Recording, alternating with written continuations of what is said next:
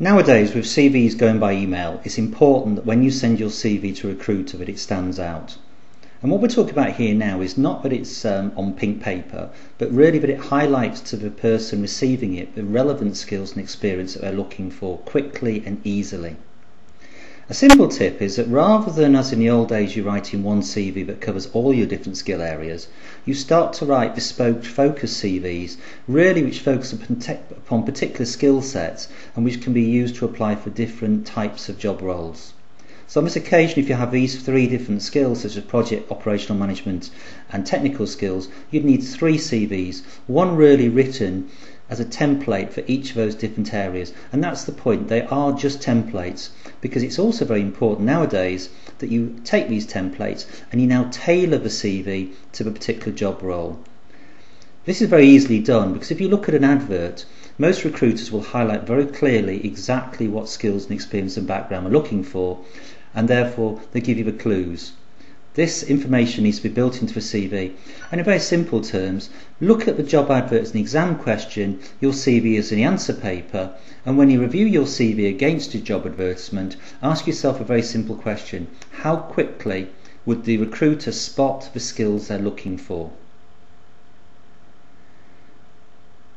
Also, don't put a lot of waffle on your CV. People tend to put a lot of information on there about their life story, and remember, recruiters really are not interested in your life story, just on whether you've got the right skills they're looking for.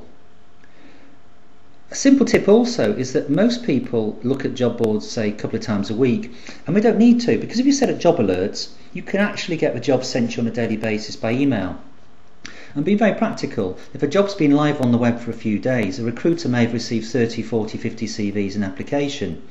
So what are they going to do? They're going to go and read all 50 CVs or carry on reading until they find enough people to interview.